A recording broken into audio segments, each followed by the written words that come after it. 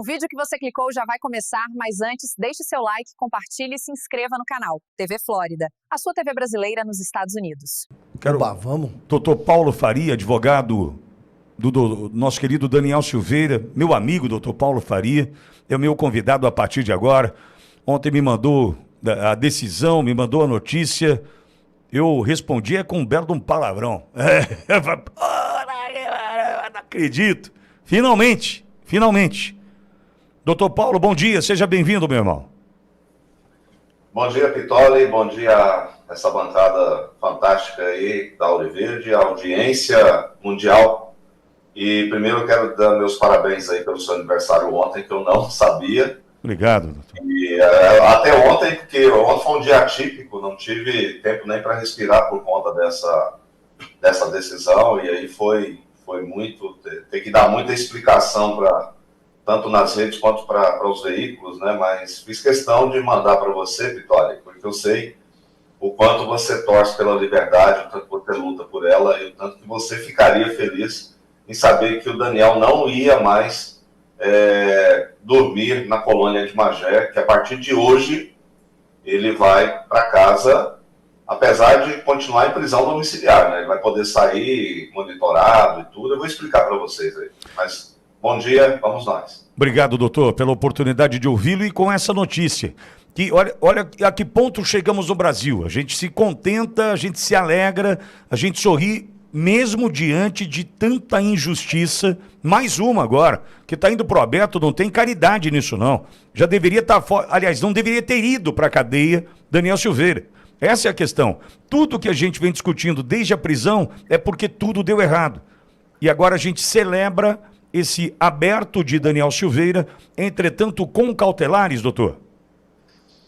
Pitoli, eu até mandei para você agora há pouco o alvará, se você se tiver como a sua técnica colocar, até para as pessoas entenderem que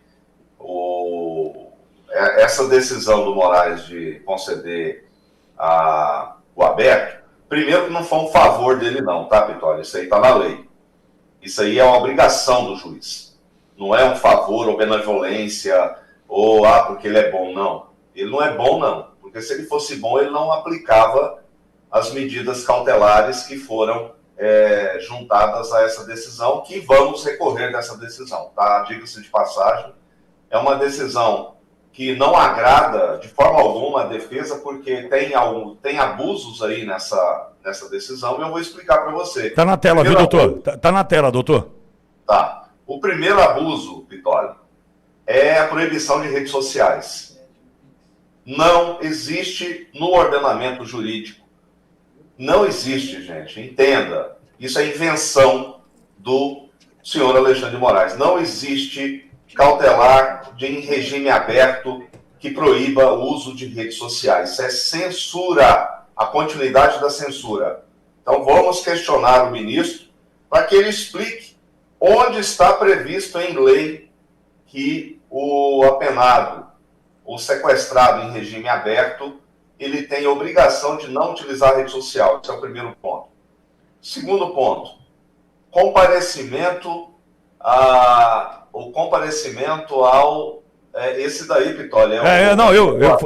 Foi uma falha minha aqui, doutor, eu já corrigi. Me perdoe, foi uma falha minha. Essa é a minha doação para... Eu vi, me perdoe. Foi uma falha minha, doutor.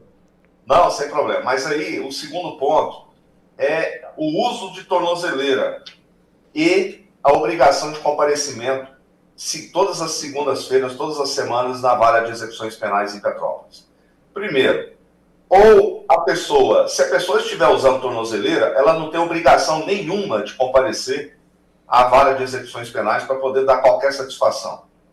E outra, o comparecimento, normalmente, quando é um preso, que não é um preso de estimação, como o Daniel Silveira ou como o Bolsonaro, ele tem que comparecer pelo menos uma vez por mês para poder dar uma satisfação para a vara de execuções penais, que ele está ali, está na cidade, está cumprindo o trabalho, está cumprindo as suas obrigações. Então, são medidas inócuas, são medidas que não têm o menor cabimento para do regime aberto. Existe uma resolução do CNJ, 412 do CNJ de 2021, que está lá o rol dos regimes e da forma como vai se utilizar a tornozeleira. E o regime aberto não está nesse artigo 3º. Então, não tem obrigação de uso de tornozeleira. E ainda me vem com essa história de comparecimento toda semana na vara de execuções penais. Então, nós vamos questionar isso também. Ou seja, é o pacote de maldade, é o kit Xandão de violação a direitos humanos. Então, ele continua violando direitos humanos, continua violando direitos e garantias fundamentais. E eu achei até interessante, Vitória, que no item 1, ele diz que o Daniel tem que trabalhar licitamente, comprovar o trabalho. Ora, desde 2024, 2023, que nós estamos falando, 2023, que o Daniel Silveira já tem emprego formal, inclusive, para trabalhar comigo aqui no escritório, para me auxiliar, porque ele é inteligentíssimo no campo do direito. E aí também tem emprego em Petrópolis, e aí me vem com essa, para dizer que ele tem que comprovar. Ora, quem não deixou o Daniel trabalhar foi ele mesmo. Ele queria que o Daniel ficasse olhando lá para o tempo, vendo o balançar das folhas das árvores, lá na colônia de Magé, colhendo alface, mas ele proibiu o Daniel de trabalhar. Então, agora ele vem com essa de ter que comprovar um emprego lícito. Tem emprego, tem vários. Emprego não falta para o Daniel. É dignidade. Por mais que o salário seja não condizente com a capacidade do Daniel, o trabalho dignifica. Ou seja, ele vai ter a oportunidade de mostrar que porque uma das grandes coisas, Pitoli, de um homem que sofre esse tipo de violência, esse tipo de perseguição, é ficar inutilizado, imprestável, ou seja, ficar impedido de trabalhar. Então, o trabalho dignifica, e esse trabalho vai ajudar, inclusive, na questão psicológica, né? E agora, pelo menos um lado positivo, que ele não vai mais precisar fazer esse trajeto diário de 90 quilômetros, ir para Magé, voltar para Petrópolis, ou seja, todos os dias ele fazia esse trajeto, corria risco lá na estrada e também sofrimento, né? No início foi um sofrimento imenso, de ficar indo e voltando com o joelho sem poder dobrar, sem fazer fisioterapia, iniciando o tratamento de fisioterapia, e aí a gente conseguiu que ele tivesse a dignidade de ter o tratamento. Então, ele vai, pelo menos agora, Vitória, dormir em casa e conviver com a família, com as filhas, com a mãe, com a irmã. Então, isso é um ponto positivo. Pelo menos um ponto positivo nessa história. Sem dúvida. Doutor, a Cláudio Koffari está aqui e tem uma questão para o senhor. Pois não, Cláudio? Bom dia, doutor Paulo. Bom dia, doutor, para o cidadão comum, para a nossa audiência ter uma noção, se, além do do deputado Daniel, o senhor tivesse um outro cliente que fosse uma pessoa condenada por roubar bilhões no INSS, ou por promover o tráfico de entorpecentes, ou por lavagem de dinheiro de coisas milionárias. Essa pessoa sendo condenada e passando para o regime aberto, teria pena de censura? Teria essas obrigações? Essas pessoas que roubassem bilhões de aposentados e traficassem toneladas de drogas seriam melhor tratadas do que o Alexandre de Moraes está tratando o Daniel? Só para o brasileiro entender como é que funciona isso. Cláudio, ironicamente, bom dia, ironicamente eu acho que ele receberia até uma moção de aplauso, moção de apoio por conta do que ele cometeu. Porque o Brasil hoje é o Brasil do avesso. Quem comete crimes de verdade tem muito mais benefícios, muito mais o amparo legal, o amparo da lei, das ONGs, dos direitos humanos, tudo, do que aquele que está sendo perseguido no Brasil e sequestrado pelo Estado. Então, com certeza absoluta, posso te afiançar. Primeiro que eu vou voltar lá no livramento condicional, só para você ter uma ideia que vai ilustrar muito bem isso. Lá no dia 21 de dezembro, Daniel, vocês se lembram muito bem, teve uma crise renal e precisou ir no sábado à noite para a emergência do hospital em Petrópolis. E por causa disso, o Moraes disse que ele não pediu permissão que não existe isso no ordenamento jurídico, pedir permissão para você salvar a própria vida. E aí, por causa disso, ele teve a prisão, teve o livramento condicional revogado. Isso foi na véspera de Natal, dia 24. Eu tive casos aqui, de conhecimento de casos aqui em Goiás, por exemplo, de presos que estavam no regime de livramento condicional, inclusive documento, eu tenho documento, sentença, a decisão, que é o seguinte: a pessoa descumpriu horários, não cumpriu nenhuma das condições que foram impostas do livramento. E aí o que aconteceu, Cláudio? Esse preso foi intimado pelo juiz para poder explicar, levou um puxão de orelha e o juiz disse: olha, se você cometer mais algum ato, eu vou revogar o seu livramento condicional. Isso, a pessoa condenada criminalmente, ou seja, condenada por crime de verdade. Eu digo que o crime do Daniel é de mentirinha, e o crime desse sujeito que eu averiguei na execução penal foi um crime de verdade. E aí o que aconteceu? A pessoa não teve o livramento condicional revogado, ela continuou no livramento condicional, mas adequou, ou seja, ele foi intimado para explicar. Isso o Moraes não fez. Outro exemplo, Sérgio Cabral descumpriu inúmeras medidas e aí foi advertido pelo juiz. E aí o que ele fez? Foi lá, explicou e continuou livre do mesmo jeito. Então, hoje o Brasil ele tem capa, o processo tem capa, ele tem foto, ou seja, o juiz olha, não, esse aqui não merece esse benefício da lei, não, esse aqui, eu vou só perguntar para ele o que aconteceu. Então, se fosse um preso que roubou bilhões, ele não estaria nem preso, ele estaria livre, curtindo a vida, como o Sérgio Cabral, condenado a mais de 400 anos de prisão, está lá curtindo a vida, virou TikToker, virou influencer. Então esse é o Brasil da injustiça, é o Brasil do Supremo, da Suprema Injustiça, é o Brasil do Xandão. Esse é o Brasil que eu não apoio. Nem o Brasil dos dirigentes da OAB que estão aí, e muito me indignou esse relato do Pittoli, porque essas pessoas são sequestradas pelo Estado. E essas pessoas merecem respeito.